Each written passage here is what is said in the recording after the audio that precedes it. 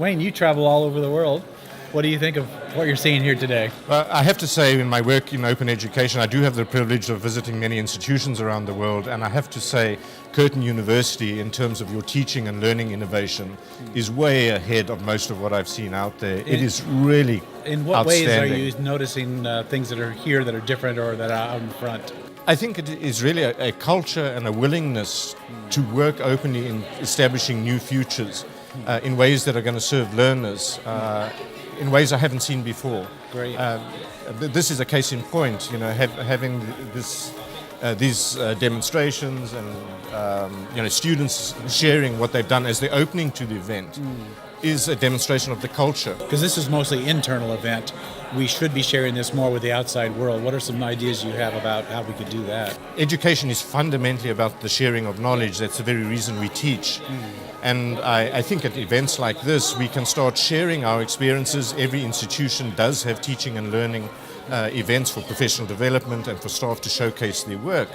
But if we were to openly license our presentations and the work that we are doing, we can share best practice among different universities, because most of these events are focused internally. But we could imagine an open website where all universities share the outputs of events like this in improving learning practice. Now you're going to talk about OER later today.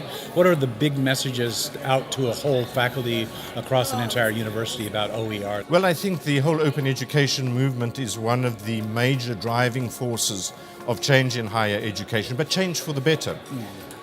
Throughout the world, students are coming under increased pressure for the cost of a university education.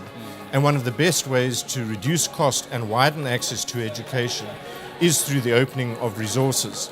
And I think universities of the future are going to have to increasingly implement open education approaches, not only to become more efficient, but actually to live out their mandate of providing support to the communities. And these resources include learning experiences, text, fungible materials, 3D experiences, even face-to-face experiences. Exactly. So all the artifacts that we use in teaching and learning, in theory, could be opened. And so that our universities can start focusing on what really means or what is really important. And those are the teaching-learning interactions and the facilitation of learning on campus rather than enclosing our content resources. Great. Well, thank you.